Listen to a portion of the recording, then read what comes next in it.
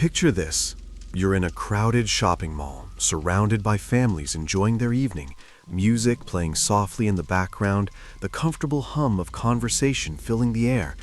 Then suddenly, without warning, everyone around you starts running. Not jogging, not walking quickly, full sprint, raw terror on their faces, parents grabbing children, people abandoning their belongings, shoving past each other in blind panic. You have no idea what's happening. No gunshot, no fire alarm, no visible threat, just hundreds of people fleeing in pure terror, and you have maybe 2 seconds to decide whether to run with them or stand still and try to understand what's going on.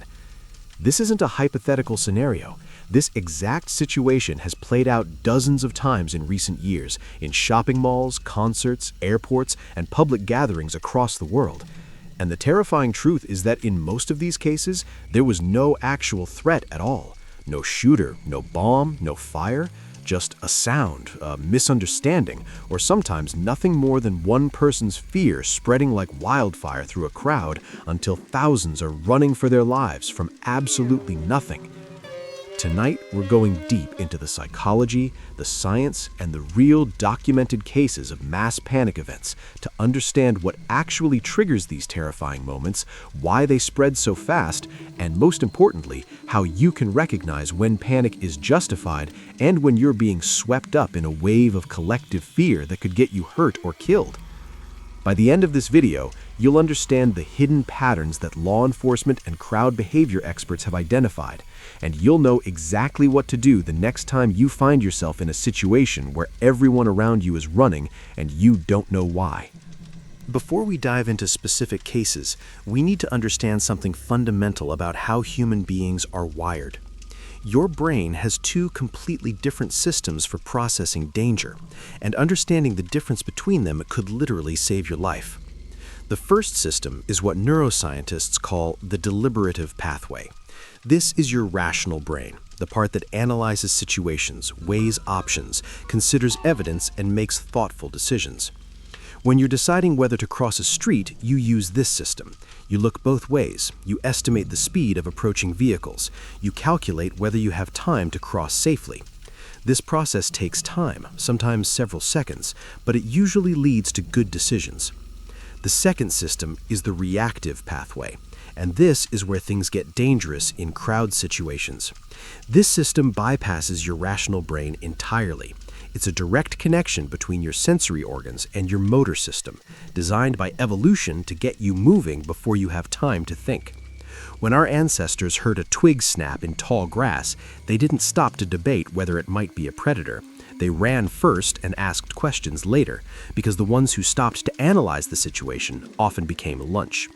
This reactive system is still hardwired into every human brain, and here's the critical part that most people don't understand.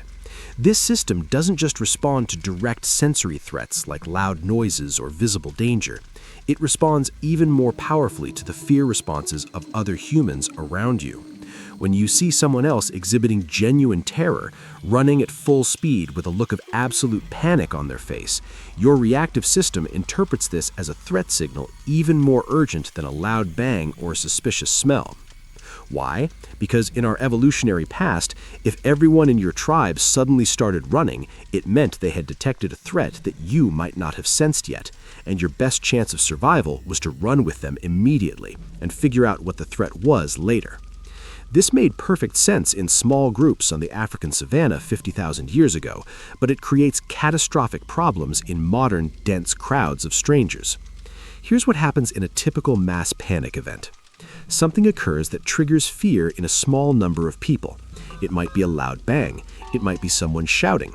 It might be absolutely nothing except one anxious person who misinterprets an ordinary situation. Those first few people begin moving quickly or running. Everyone within visual range of those initial runners sees their fear response, and their reactive systems activate instantly within a fraction of a second before their deliberative systems have time to ask what's actually happening. Those secondary runners now trigger the reactive systems of everyone who can see them, and the wave expands exponentially. Within 10 to 15 seconds, hundreds or even thousands of people can be running in absolute terror without a single person in the entire crowd having actually seen or heard any genuine threat.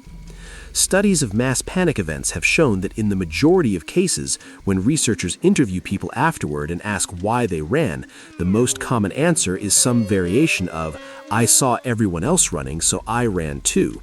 Very few people can identify an actual threat they perceived. They simply responded to the fear of others. This creates what crowd behavior experts call an information cascade failure. In a normal situation, people gather information from multiple sources, weigh that information, and make decisions. But in a reactive panic cascade, information isn't being processed at all. People are simply copying the behavior of those around them. And once the cascade starts, it becomes self-reinforcing. The more people run, the more legitimate the threat appears to those who haven't started running yet, which causes them to run, which makes it appear even more legitimate to the next group, and so on. The truly frightening aspect of this phenomenon is that the reactive system operates faster than conscious thought. By the time your deliberative brain catches up and asks what's happening, your legs are already moving. You might actually be running before you consciously realize you've decided to run. Understanding this distinction between reactive and deliberative systems is the foundation for everything else we're going to discuss. Because surviving a mass panic event requires you to momentarily override your reactive system and force your deliberative system to take control, which goes against millions of years of evolutionary programming and feels completely wrong in the moment. Now that we understand the biological mechanisms, let's break down exactly how fear spreads through a crowd and why certain environments make this spread nearly inevitable. The single most important factor in fear contagion is crowd density. When people are packed closely together, especially in confined spaces with limited exits, the conditions for panic spread become nearly perfect. Research has shown that there's a critical threshold of approximately 4 people per square meter. Below this density, people maintain enough personal space to process information independently and make individual decisions. Above this density, people begin unconsciously synchronizing their movements and emotional states with those immediately around them. In spaces like shopping malls, concert venues, or transportation hubs, especially during peak times or special events, densities often reach 6 or even 8 people per square meter, which means nearly everyone in the space is operating in a synchronized state where individual decision-making has been partially suspended in favor of group behavior. The second critical factor is acoustic environment. In open outdoor spaces, sounds dissipate quickly, and people can often identify the direction and nature of noises with reasonable accuracy. In enclosed spaces with hard reflective surfaces like most modern malls, airports, and indoor venues, sounds echo and bounce in complex patterns that make it nearly impossible to identify where a sound came from or even what type of sound it was. A metal chair scraping across a floor can sound like a gunshot. A falling stack of boxes can sound like an explosion. A backfiring vehicle outside the building can sound like it's inside. This acoustic confusion means that when a loud, unexpected sound occurs, people in different parts of the space will have wildly different interpretations of what they heard and where it came from, but they'll all share the same emotional response, which is fear and uncertainty. The third factor is information flow, or more accurately, the lack of it. In most mass panic events, there's a critical window of approximately 30 seconds to 2 minutes where the panic could potentially be stopped if clear, authoritative information could reach everyone in the affected area. But modern communication systems aren't designed for this. Public address systems are often inaudible in large spaces, especially once people start moving and talking. Cell networks become overloaded within seconds as everyone tries to call or text. Social media and messaging apps show contradictory information. Authority figures like security personnel or police are usually positioned at the edges of crowds, not distributed throughout them, so their voices can't reach the center where panic often originates. This information vacuum creates a situation where fear is the only signal that spreads effectively through the crowd. When people look around trying to understand what's happening, the only clear signal they receive is the fear and movement of others, which reinforces their own fear and movement. The fourth critical element is exit awareness and perceived entrapment. Most people in public spaces have very poor awareness of where the exits are located. They came in through one entrance, and they'll leave through that same entrance, and they've never looked for alternative exits.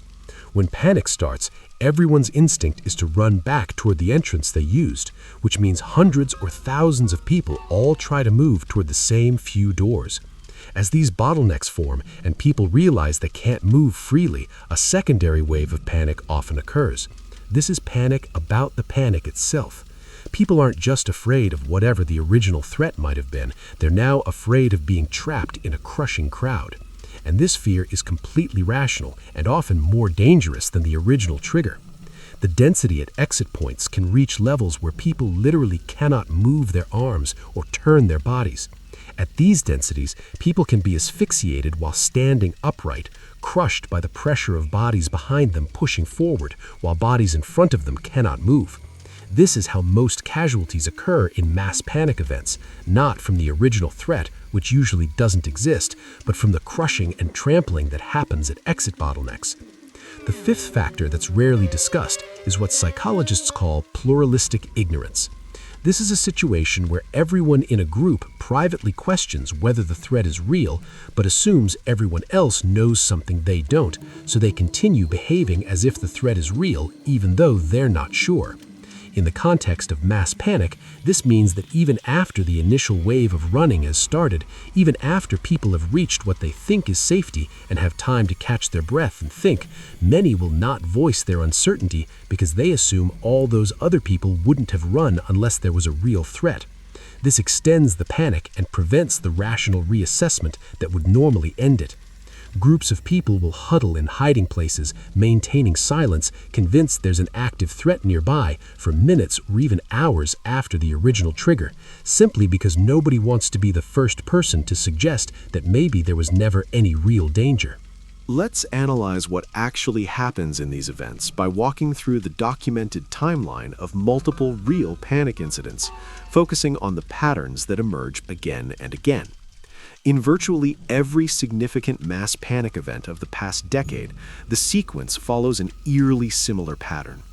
The initiating event is almost always a sound, and here's something that might surprise you. It's not usually a particularly loud or unusual sound. It's a sound that occurs in an unexpected context. A popping noise that wouldn't cause any concern in an outdoor setting during a festival with fireworks becomes terrifying when it happens inside a shopping mall. A crash that would barely register during a busy lunch rush becomes a potential explosion when it happens during a quiet moment. The human brain is constantly running prediction algorithms, anticipating what should happen next based on context, and when something violates those predictions, even slightly, it triggers an alert response. The initial reaction involves typically fewer than 10 people, sometimes as few as 3 or 4. These are the people closest to the sound or the ones whose particular life experiences or anxiety levels make them more likely to interpret ambiguous stimuli as threats. Someone who has experienced trauma, someone who has recently seen news coverage of an attack, someone who is generally anxious, these people are more likely to be in that initial reaction group. What they do in the next 2 to 3 seconds determines whether the incident remains localized or becomes a full cascade. If those initial people pause, look around, maybe take a few steps back but don't run, the incident usually stops there. But if any of them break into a full run, especially if they exhibit visible fear expressions like widened eyes, open mouth, or scream, they trigger reactive responses in everyone within line of sight. Now we reach the critical 5 to 10 second window. This is when the panic is still containable, still reversible, but only if clear, contradictory information reaches the crowd. A loud, authoritative voice saying, "Everyone stop, there is no emergency, stay calm," can actually halt a developing panic cascade if delivered soon enough and loud enough. But in practice, this almost never happens. Authority figures, if present, are still trying to figure out what's happening themselves. Automated systems don't activate because there's no actual emergency to trigger them. And the natural human response of those who aren't running yet is to freeze and assess, not to shout instructions. So instead of clear information, people receive only the continuation and amplification of the fear signals. By 15 to 20 seconds, if the cascade hasn't been stopped, it enters an irreversible phase. The number of people running has reached a critical mass where even people who can clearly see there's no threat, who have good sight lines and haven't heard anything alarming, begin running anyway because the sheer number of people in flight overwhelms their rational assessment. At this point, the fear isn't about the original stimulus anymore. It's become fear of being left behind, fear of being the only one not running, fear of being wrong about there being no threat. Between 30 seconds and 2 minutes is when exit crushes begin to form. The wave of running people reaches the natural bottlenecks where corridors narrow, where doorways funnel flow, where stairs require single-file movement. People at the back of the crowd don't know that the exit is blocked. They continue pushing forward, adding pressure to the compression at the front. People at the front who are being crushed cannot move forward because the exit physically cannot accommodate the flow rate, and they cannot move backward because of the pressure from behind. This is the most dangerous phase, and it's worth noting that at this point in most documented incidents, there has still been no official announcement. No authority figure has reached the center of the affected area, and most people still have no idea why they're running. They're simply following the crowd. After 2 to 5 minutes, assuming no secondary triggers occur, the panic typically begins to subside for a very simple reason. People get tired. The initial burst of adrenaline that enabled full sprint running fades. People reach what they perceive as safe areas outside the building, in parking lots, in nearby businesses. The density drops below the critical threshold, and individual thought processes reassert themselves. People start looking around, asking questions, checking their phones for information. This is usually when people first realize that nobody seems to know what the threat was. But even at this point, the pluralistic ignorance phenomenon we discussed earlier often prevents people from concluding that there was no threat. Instead, they construct narratives that preserve the legitimacy of their fear response. They tell each other, and later tell investigators, that they heard gunshots, even though no guns were fired. They report seeing suspicious people or objects, even though no such things existed. They're not lying deliberately. They're filling in gaps in their memory and perception with information that makes their fear response make sense retrospectively. The final phase, occurring over the next several hours and days, is the social and media amplification. People post on social media about their terrifying experience. Local news picks up the story. In the age of smartphone video, footage of people running gets shared widely, often with inaccurate captions. The story spreads far beyond the people who are actually present, and with each retelling, details get added, certainty increases, and the narrative solidifies around there being a real threat that triggered a justified response. By the time official statements come out saying there was no threat, many people have already decided the officials must be wrong or covering something up, because their personal experience felt so real and so many other people confirmed they experienced the same thing. One of the most fascinating and disturbing aspects of mass panic events is how human perception itself becomes unreliable once fear takes hold. Let's understand exactly why people in these situations often report seeing things that weren't there, and how the mechanism of misinterpretation operates. When your reactive fear system is activated, your brain undergoes significant changes in how it processes sensory information. Your visual field actually narrows. Peripheral vision dims, and your focus pulls toward the center of your visual field and toward movement. This is called attentional tunneling, and it evolved because when there's a threat, you need to focus on that threat, not on irrelevant details around you. The problem is that once this tunneling occurs, you miss information that would normally help you assess the situation accurately. You might not see that the person running toward you is smiling, or that people behind you aren't running, or that the security guard is calmly walking rather than responding to a threat. Simultaneously, your brain's pattern recognition systems become hyperactive and biased toward detecting threats. Ambiguous stimuli that your brain would normally interpret neutrally or dismiss entirely suddenly get interpreted as potential dangers. This is why so many panic events include reports of seeing weapons, seeing suspicious individuals, or seeing threatening objects that turn out not to exist. A person running with a phone in their hand becomes someone running with a gun. A backpack left near a bench becomes a suspicious package. A shadow cast by someone passing a bright light becomes a large, threatening figure. The brain is literally constructing threat narratives from insufficient information because the fear system has lowered the threshold for what counts as evidence of danger. Another critical factor is motion amplification. When you're frightened and your adrenaline is elevated, normal movements appear faster and more aggressive than they actually are. Someone walking quickly appears to be running. Someone jogging appears to be sprinting. Someone turning suddenly appears to be attacking.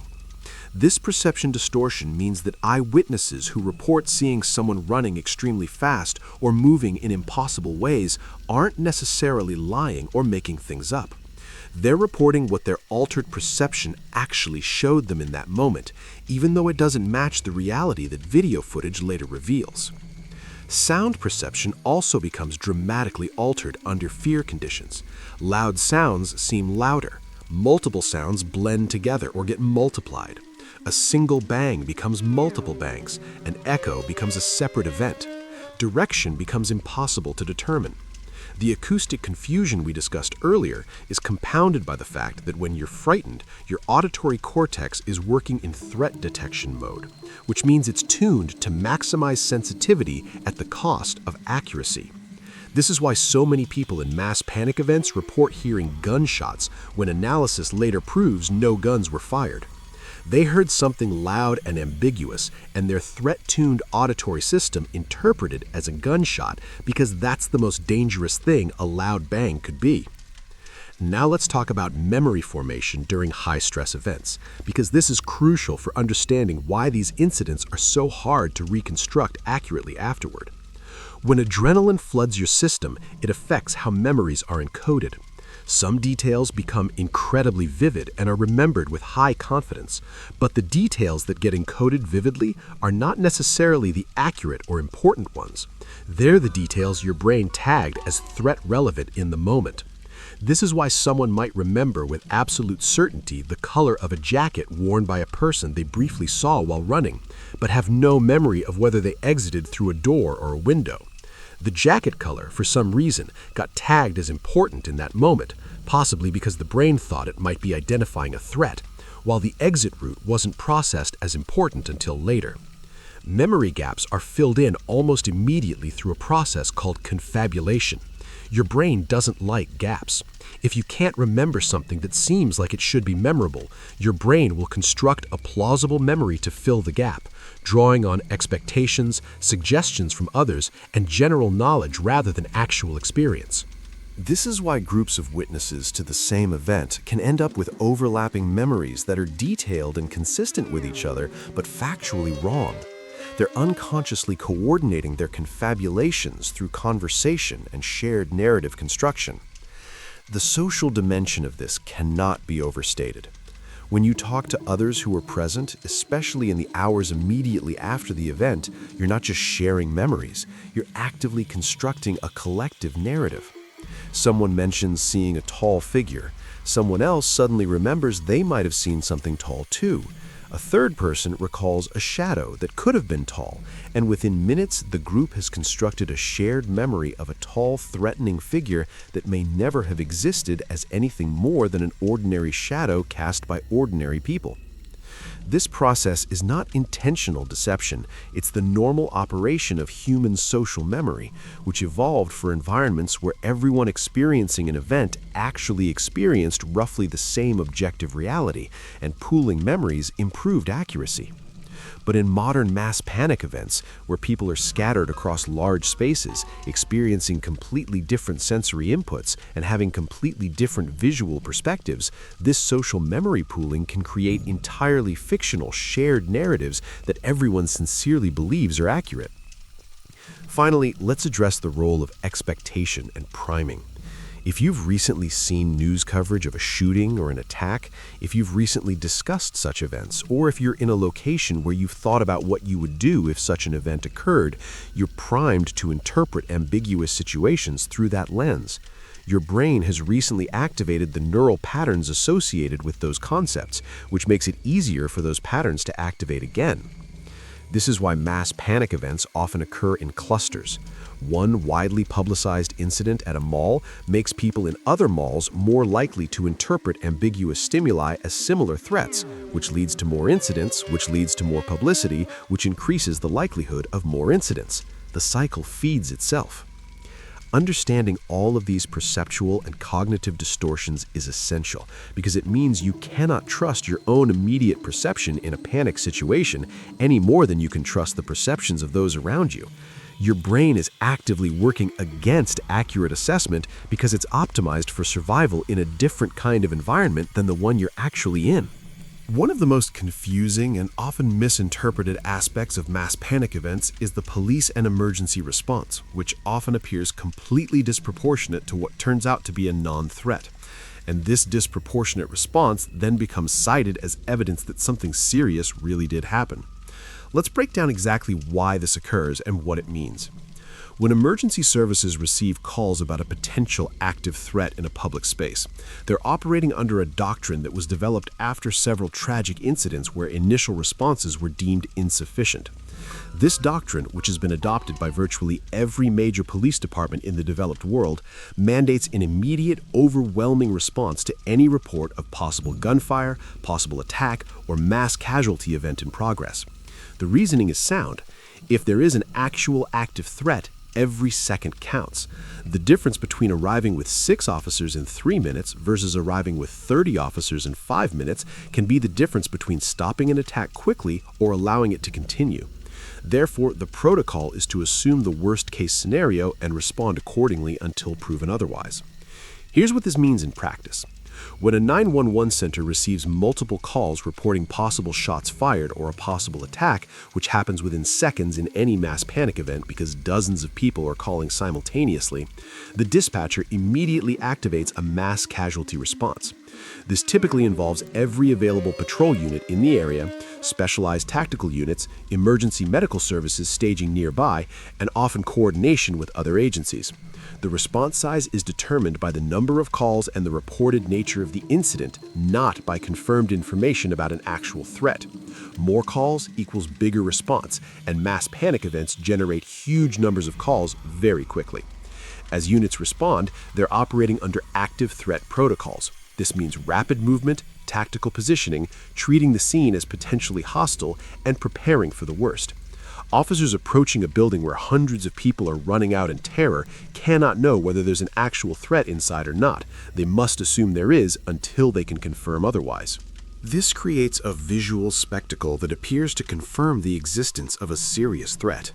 Dozens of police vehicles, lights flashing, officers in tactical gear, weapons drawn, establishing perimeters. These are all appropriate responses under the doctrine. But to civilians watching, or to people who were inside and are now outside, this massive show of force appears to validate their fear.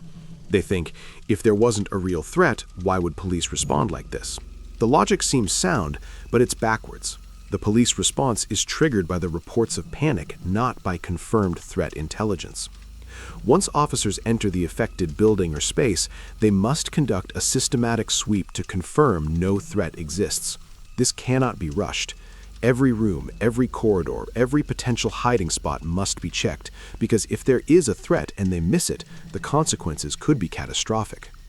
This clearing process can take 30 minutes or more in a large facility, during which time the heavy police presence continues, the perimeter remains, and to outside observers it continues to appear as though something significant is happening.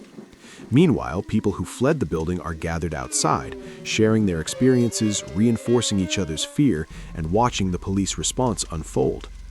The combination of their personal experience of terror, the validation they receive from others who share that experience, and the visible massive police response creates a powerful confirmation bias. Their brains are receiving multiple signals that all seem to confirm the original threat was real. Only after the sweep is complete and officers have found no threat, no weapon, no casualties, and no physical evidence of an attack does the official narrative begin to shift. But by this time, the visual evidence of the massive response has already been recorded, photographed, and shared on social media. The disconnect between this impressive show of force and the eventual official statement that there was no threat creates cognitive dissonance for many people. It seems impossible that such a large response would occur for nothing. So rather than accepting that the response was protocol-driven rather than threat-driven, many people conclude that officials must be downplaying or concealing what really happened. This suspicion is reinforced by the fact that official statements are often delayed. It takes time to conduct the sweep, time to interview witnesses, time to review any available video footage, and time for public information officers to craft accurate statements. During this delay, which can be several hours, unofficial narratives spread unchecked on social media, and by the time official information comes out, it's competing with well-established alternative narratives that have the advantage of being first and being more dramatic. Another aspect that feeds suspicion is the partial release of information.